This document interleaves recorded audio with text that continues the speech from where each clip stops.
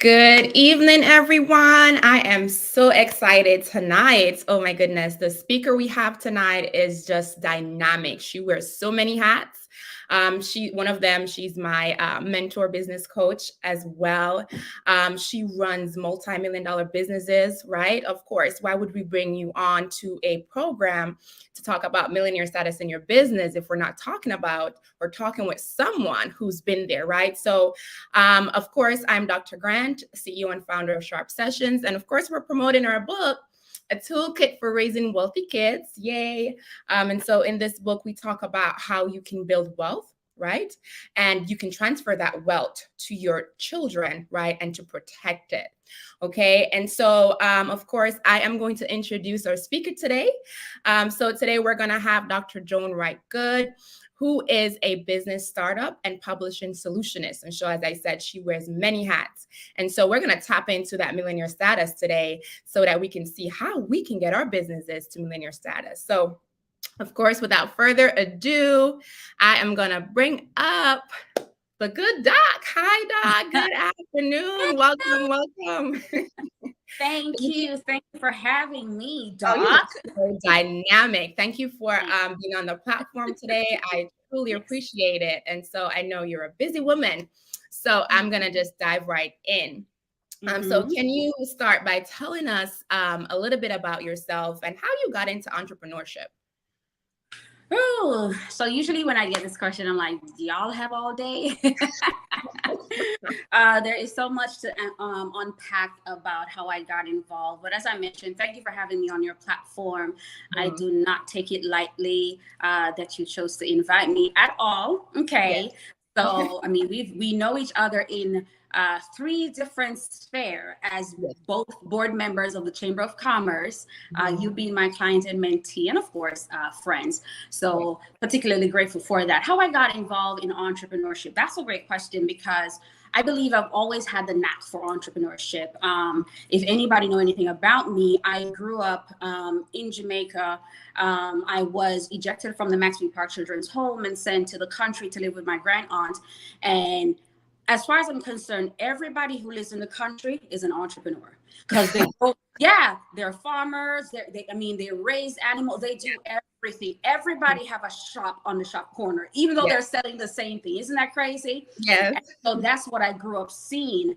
But fast track, after leaving high school, dropping out of high school, I started going around trying to get jobs. And to make a long story short, my first bout of entrepreneurship was when I still lived in Jamaica, where I was in the music industry. So after I left the University of the West Indies, I started a talent management company, and we were managing artists and, doing PR and tours and the whole 9 yards. So it was a good life. We went on several tours in several countries, but of course, that marriage ended, and now I'm like, okay, what am I going to do? So I came to the United States, and at the time I had 2 undergraduate degrees. I had my first degree in business management from the University of the West Indies. I did a law degree, and I was almost sure that my next step would be law, right? So when I came to the United States, I was busy trying to get jobs, could not get anything. And my law degree could not be used here. I would have to go back to law school here in the US. And I was like, that's not gonna work. So I did a master's with Kaplan University and thought that, okay, now that I'm acclimatized to what it is here, maybe I could get a job. Still wasn't getting anything. And as most of you know, I started to pray and I heard the word SWOT analysis. So I did a whole personal SWOT analysis. What were my strengths, weaknesses, opportunities, and threats? And then I honed in on the strengths. And I used the only money I had in my account at the time, $125. So can somebody type, girl, there's no excuse. $125. Wow. I registered the business in Florida, went on Craigslist, started advertising that I was a business strategist and consultant, got my first gig, and then got the second gig, which was what put it over the top for me. I got a $2,000 gig, and it was to create a business plan that only took me like 2 hours. And when I realized that the expertise that I have does not match time. Because a lot of time when we're going to talk about this, we believe that you need time, you know, to make money. I realized I needed my expertise to make money, and then the rest is history. And you know, I started creating other business as a result of that, because people had a whole lot of questions, and I realized I had the answer. So I turned the answers into businesses. Wow. So if I'm hearing you, basically you were at a point where you didn't know what to do, right? You didn't have anything to do, right? And you're just like, I have to survive. I have to survive. I have to make it. And that's what made that entrepreneur spirit came out of you. Wow. So, you know, in keeping with what we're trying to do is help parents, right? Build wealth for their kids, right? So can you tell me, like, how do we have parents on, let's say, how can parents use entrepreneurship, right, to build wealth for their kids? Can you tell us a little bit on that? Yes, that is a great question. That's a great question. I believe one of the first things that any parent who's in entrepreneurship need to do is that they have to first instill and develop a legacy mindset in their kids.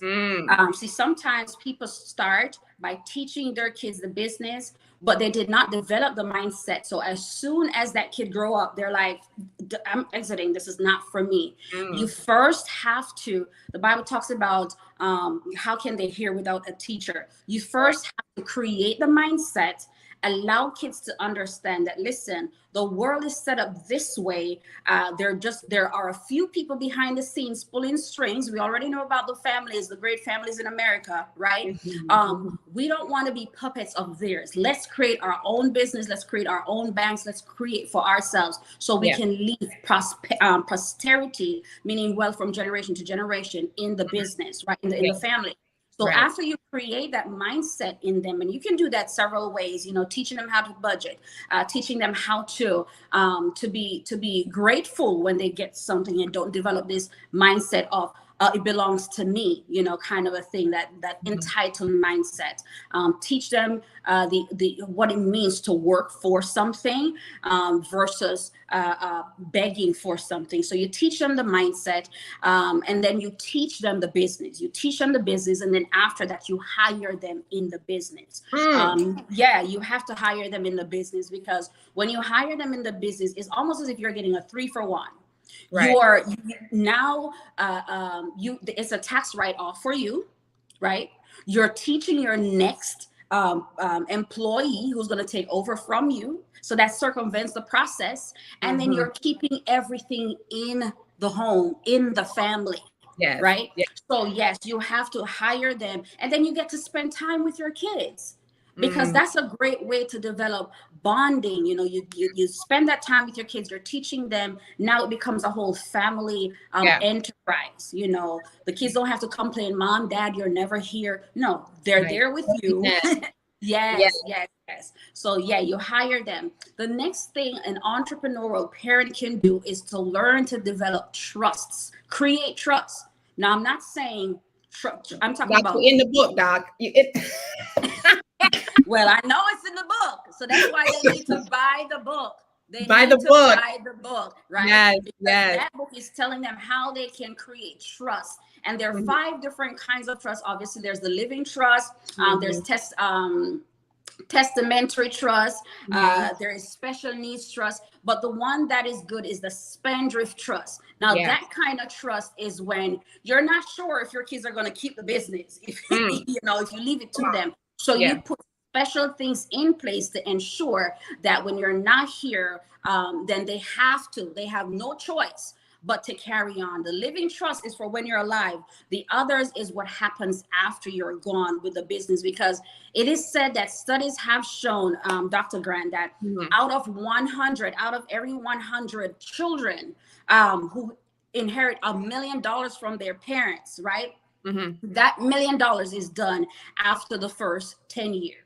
Like they go through it. They don't know how to leverage. But that only happens if you did not teach them. If you did not teach them, right? You have to teach them how to leverage, how to monetize what it is that you're leaving to them. And then obviously there's irrevocable life insurance trust. So these are some things that parents can do. Understand the different types of insurance. No longer is insurance for when you die. There is living benefits. Yes, yes. And then this last thing, because you guys learned this last week in mentorship class, teaching them the importance of tax preparation. Like, yes. Do you remember the class we had?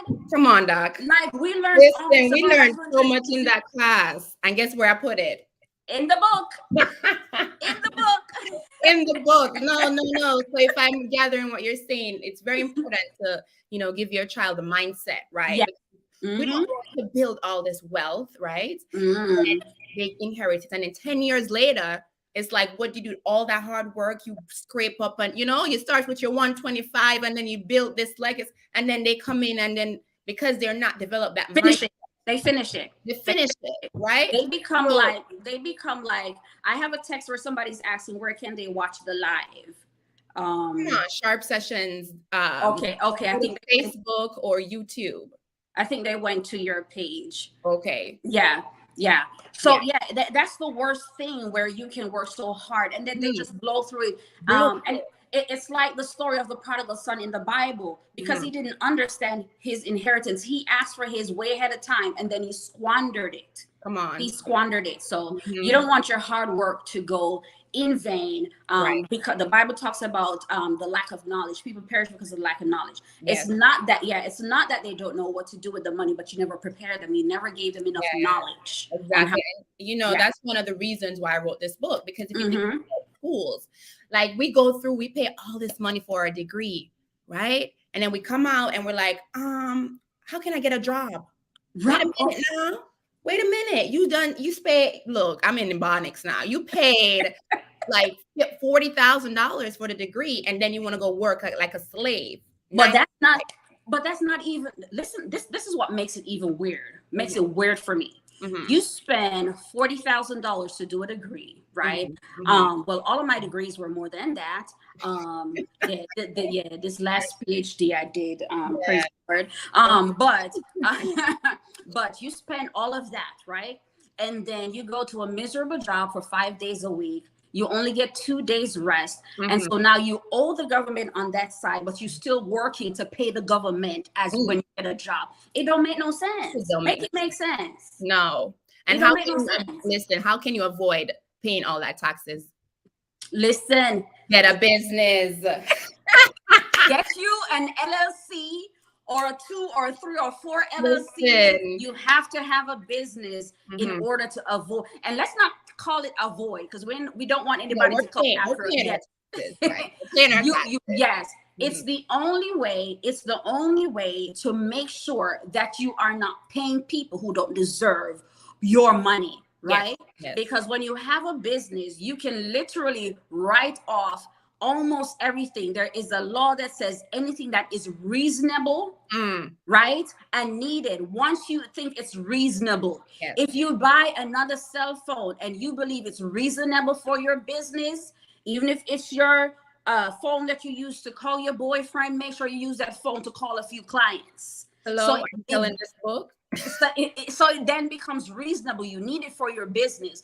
Everything that you purchase, if you purchase a house, make sure that one of the rooms you're using it as an office, it becomes reasonable for your business. So all of these things you have to learn, and you cannot learn, right, if you don't first make sure that you are unlearning. We're going to talk about that. But some of those things you learn with a coach or with a mentor. And, that's why I'm so appreciative of the relationship we have, because let me spill the beans a little bit about Dr. Grant. So Dr. Grant said, Doc, but let me backtrack. First of all, when I met Dr. Grant, I thought she didn't like me. Okay. We're on the board, and I'm chairing the board, and everything I said, Dr. Grant come with a but. And I'm like, oh no. But that showed, you know what happened? That showed the kind of person you are. You always want to learn. You always want to, and that's why I tell you, do not play small. I know you're investing, you're doing a lot now. Do not play small, because just your mind and how you think, you challenge status quos. You do that, and people need that. People need that kind of thing. So to me, I was like, This girl always be questioning what you questioning? And then fast forward, you came to me, you said, Doc, I need to grow in business, blah, blah, blah. And I said, okay, I have this mentorship thing. Why don't you join it? And what was your thing? You're like, I think, too many people. And I said, and this is actually a business strategy that everybody in business should adopt. I said to her, in Jamaica, they do it here too, in the malls. You're walking by, they're like, hey, do you want to taste this? Or do you want to smell this? We call it in Jamaica, taste and bad, right? Because if you introduce someone to your product, right, and it's good, first of all, it has to be good. Because if it's not good, they go, if you have them taste the guinea and it's sour, they're going to leave. But if your product is good, they'll stop to say, oh, I didn't even realize that I needed this. You see, sometimes we believe we have to build a thing and let them come. No, first of all, you have to create the atmosphere. So I told her, come into the class for free, just see what we're about. By the time she sat in the first one, she's like, Doc, sign me up. Sign me up. Sign me up. I need to be in the billionaire status.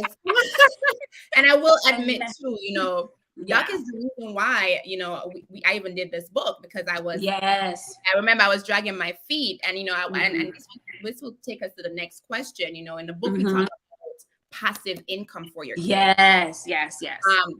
A book, right? So can you kind of share with us, how can parents, or what is passive income? Some people we use it so loosely. Some people might not know what it is, right? And while we're here, if you're an entrepreneur, drop a fire. If you're feeling what's going on tonight, drop something in the chat so we know you're here. But what is passive income? Do you have any suggestions where to start and those type of things? Yes. Well, first of all, Deuteronomy 8:18 says, but remember the Lord your God, for it is he who gives you the ability to produce wealth, and so confirms his covenant, which he swore to your ancestors as it is today. That was to the children of Israel, but it's also to us. In other words, everybody was given a measure of ability to create wealth. So everybody doesn't have to start a business, but the onus is on everybody to create wealth, because he swore this to the ancestors. He says, this is how you're going to keep that posterity going. You're going to keep the generation going. So what does that mean to passive income? Most of the time, right? Building wealth will start with your passive income. What is passive income? Passive income is anything you make outside of your main income. So it's like the byproduct of your main product, right? Okay. Dr. Grant, she teaches and tutors kids who have a math problem. What is a byproduct? Kids who need to learn from math how to make money and keep money. Parents who need to understand this. So a byproduct is creating this book, is educating kids and parents as well. So that is how passive income, that's an idea of how passive income works. In other words, whatever that falls, somebody said, it's like the sawdust from your that falls from your house. Most people, they sell the big thing, but they forget the sawdust, so a passive income could be, okay, you have an extra room in your house you're not using, turn it into an Airbnb, right? After you've turned it into an Airbnb and you're making money, you go, you teach others how to create an Airbnb. That's a second passive income. Then you can probably create a book about how to start your Airbnb. That's the third thing. Now, if you know somebody who is in photography, maybe you can partner with them to have those people that you teach to what they call stage their thing by taking pictures of the Airbnb. So you partner with passive income, can come from partnerships, from collaborations, can come from affiliate marketing. I've said this over and over. Yeah, you do. If you find a couple of companies that do affiliate marketing, you can make a whole bunch of money doing nothing. All you're doing is referring these companies to others. All you're doing is wearing the product, using the product, and then talking about it. So passive income can literally come from anything, from digital products, real products you create, drop shipping, anything that you do effortlessly. That's the whole idea about passive. Effortlessly. You don't have to put a lot of sweat equity in it.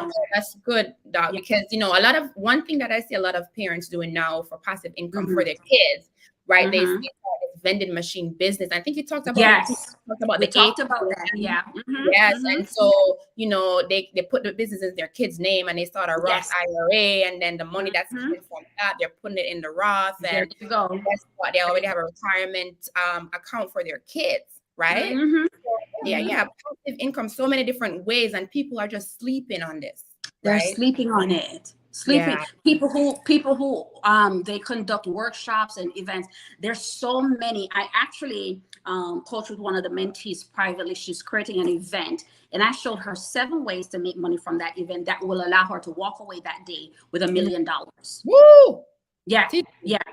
It's not just it's not just your ticket sales. You have to create a program around what you're going to do. You're going to pitch that program. You have to create a quick 1, 2, 3 step book that you can sell as well. Yeah. Then you also sell a few of the speaking packages. You sell the packages. There's so many ways to walk away with $1 million from one event. So One event. Yeah. from one event. So no longer do we have that excuse that I don't know. Once you find that one idea, if you can't develop it, you find somebody who will help you to develop that one idea. Yeah, and that's Doc right here. Yeah. Right. And I can help you to talk about how to manage money and these type of things. And also, I think, when we talked about the knowledge for kids, right? One of the great things about the book is that we have a lot of activities for you to introduce to kids to help manage money, right? And how to build wealth, right? So we talk about that you can't just build the wealth and leave it, right? You have to knowledge of it, you have to give them the knowledge of it. And so I know you have something else to run to, so I'm just going to ask you one more question, tonight. And the only one I'm going to say is, so a secret, right? When you started this journey with your 25 that you took from your account, right? What is something that you wish you knew then that you know now on this journey? Oh, child, do you have time? I got a few. Can I do a few? Yeah. Because first of all, it almost sounds like you're in my next book anthology. I was talking to someone earlier. Yes. And the title is From Idea to Business, 16 Things I Wish I Knew Before I Got Started. Okay. And I'd say they're not even secrets. But I'm trying to see what are some things that I would say. So the first thing I would say is, I wish I had learned that I didn't have to be perfect to start. That's the first thing, that I didn't have to be perfect to start. I wish I knew then that making money doesn't mean that I'm not righteous, or making money doesn't make me carnal, right? When you look at the story of Job, he was both the most righteous and the most wealthy. And you can't attribute his wealth to spiritual wealth. The Bible talked about how many things he had. Thousands of camels, thousands of this, servants, just everything. That is why the devil laughed in God's face when he said, "Did you consider my servant?" He was like, Job only serving you because you have a hedge around everything that he had. And he was like, if you remove that edge that you have around him, I'm sure that he gonna curse you. So this is why even when he touched Job's belongings and his material stuff, there was no noise from Job. He had to touch his health. You understand? So making money doesn't make you carnal as a Christian. It's not money that makes you carnal. It's the love of it. It's putting it before God. It's putting it before God. So I wish I knew those things before, because I would have started earlier. I'll also say, the last thing I'll say is, if I knew that entrepreneurship wasn't just about money, I would have started asking for money earlier. Now that may be counter. I know. Let me tell you. That may be counter what I'm saying, but let me explain what I'm saying. Yes. I thought that it was all about money. You have to, you have to be making this. No, when I realized that it was about serving. If I knew that it was about serving, then I would have started serving earlier. Because the more people you serve, the more money you make. Wow. And you all saw this when I did that $1 million in 2-week challenge, right? I created a product for $5,000. And my challenge to the group was, I am going to get 200 people to buy this $5,000 package, right? And make $1 million. And that's what happened. So it's not about making the money. It's about how many people need what you have, right? And then it's about packaging it, because the reverse is also true, but it takes more time. I would have had to find 5,000 people to buy my $200 thing to make $1 million, when I can find 200 people to buy something for 5,000 and make $1 million. I mean, which makes better math sense. The Right. people, right. And guys, she showed us the receipts. Right in the back of the website. I was like, God, can you just take my business, right? And do what you do? She showed us the receipt. So, Doc, I truly appreciate you coming on tonight. I know you have another live to run to in your group. Y'all definitely check out Dr. Wright-Good. What's your handles if they want to find you, Doc? Okay, so I'm Joan Wright-Good on every social media platform, so you can't miss me. JoanWright-GOOD on Instagram, on Facebook. When you go on Instagram, you'll see all the businesses that I CEO or founded under my name in my bio, so you can go ahead and follow those because we have different offers that we're doing right now. We have an anthology offer. We have a book challenge that's coming up. We still have the marketing offer. So go ahead and do that. And on Facebook, I have a free coaching community. That's where I'm going to be at in 30 minutes. And I'm going to be teaching live. Tonight, I'm talking about grants, and I'm going to be talking about about 30 grants that people can go ahead and apply for. But yeah, that's how you find me. And wanted to leave. I think there is a couple of things. There is a couple of things that you had said. I don't know if we have time for it. Yeah, go ahead. Some tips that you had asked, and I wanted to leave this with those who are watching. There's a scripture in Solomon that says, with all labor, there's a profit. In other words, don't just work what you like, but work what people like. What do I mean by this? Stop allowing coaches to tell you that you have to love something in order to make money from it. Because the thing that you love may not be marketable. The thing that you love may not be sellable. People may not want it. So you don't have to love the thing. There has to be a love in the market for the person. The next thing is, don't spend your profit before you make profit. Right? You have to leverage your money, make leveraging your best friend. Don't put all of your money in the banks. You already know this. Put your money to work. So you want to make sure that you're reinvesting your money so it works for you. Don't put all of it in the bank, and don't spend all of it by all means. It's better sometimes to live broke, but you're rich. Right? What do I mean by this? It don't mean you buy things that, you can still buy good things. You buy things on deals, buy things that you can get tax write-offs. So like with me and my trucks, and all of them are write-offs. So you still can live with below your means, but still have nice things. That's what I mean, right? You already know we've been lied to all of our lives about how to be successful. So you have to unlearn the things that you learned and learn the new things, right? Learn the smart way of doing things. And the first one is partner with God first. Partner with God first. He's your best business partner. And the last thing I will say, you want to acquire more assets and less liabilities.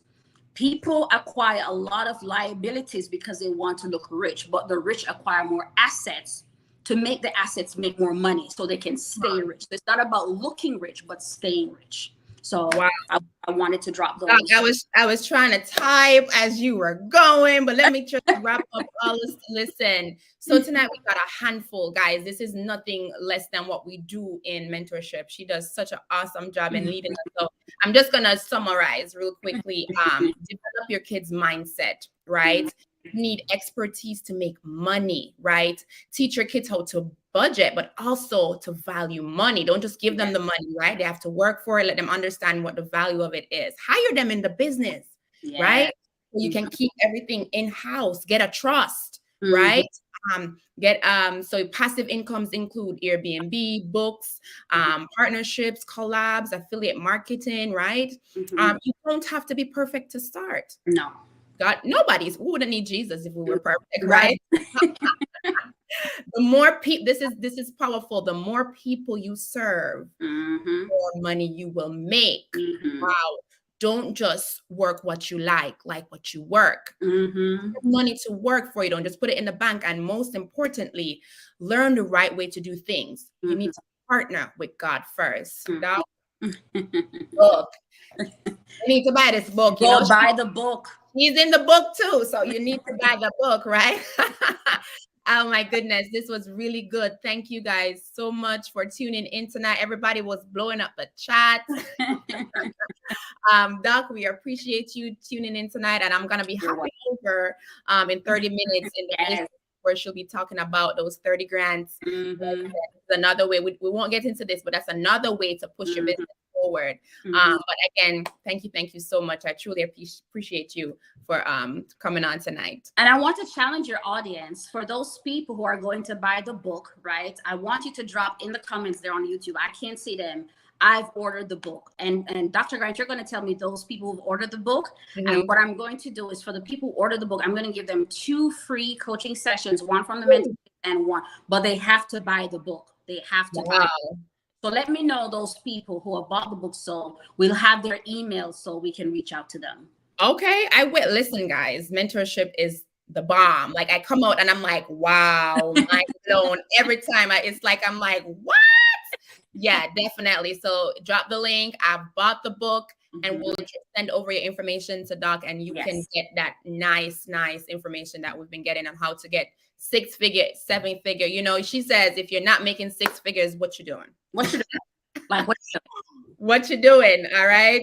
Super Sessions with Sue said, I have the book. She did buy the book. Yes, Sue. Yes. Awesome sauce. All right. Thanks again, Doc. I won't hold you any longer. I'll let you go on and get ready for your live in Facebook. Thank you.